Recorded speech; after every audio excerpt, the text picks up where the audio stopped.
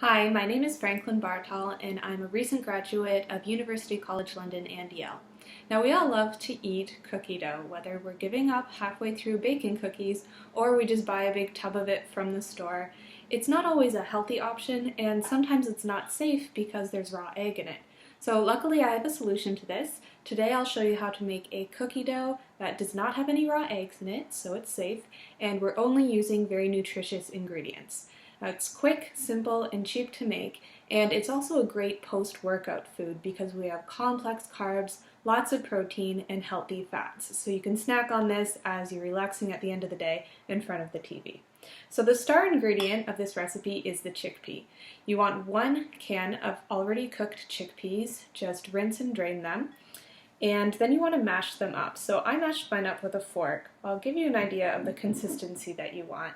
You want it to be very mushy, so there's no whole pieces of chickpea in there.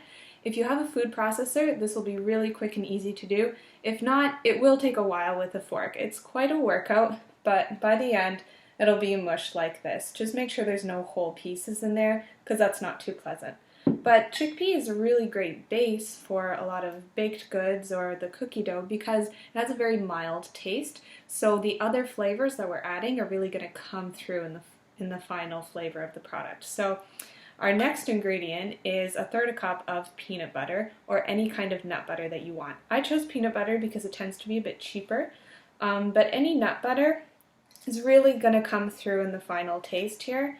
Blends really well with the chickpea flavor, and this just makes the product really creamy.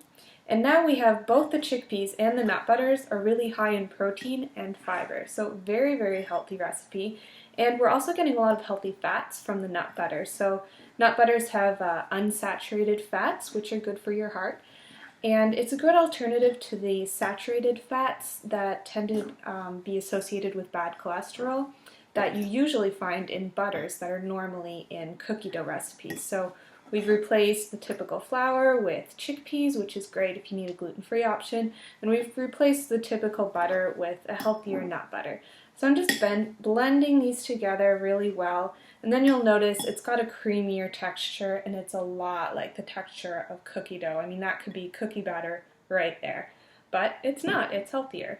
So now we need to sweeten it, and instead of the refined sugars that we normally find in cookie dough, we're going to opt for some natural sweeteners, so get a little bit of nutrition.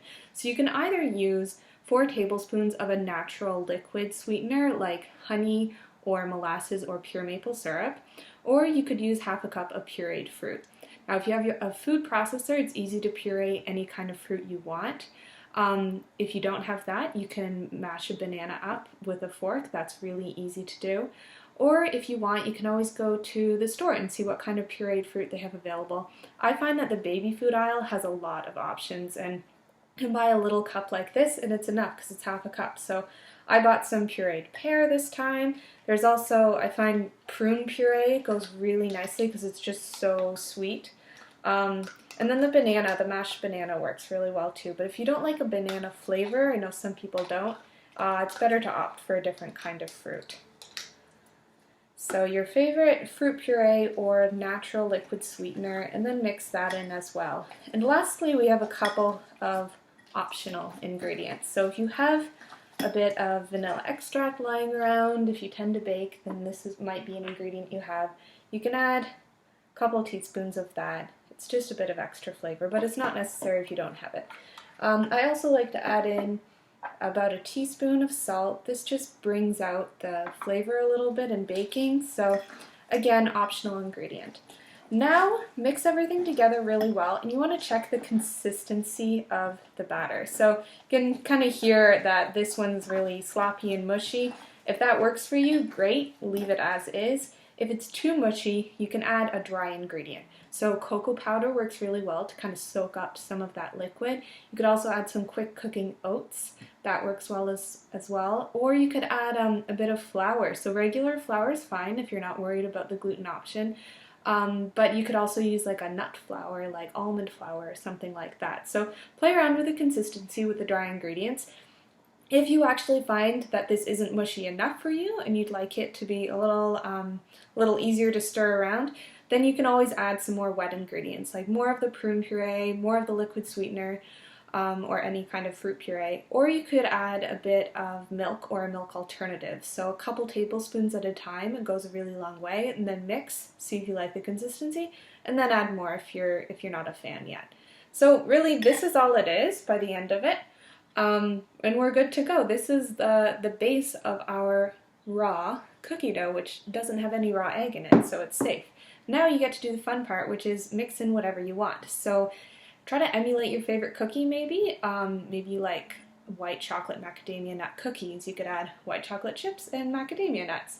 I really like walnut pieces in cookies, so I'm going to add some of those.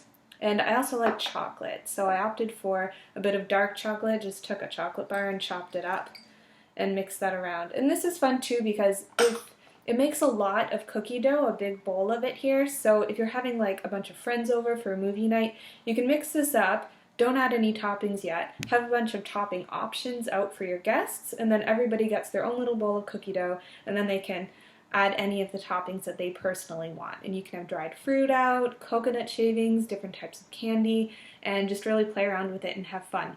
If you have any leftovers, cover it up and keep it in the fridge, especially if you used any milk product in here. So this is a really quick, cheap, easy way to satisfy your cookie dough cravings, but it's a lot healthier.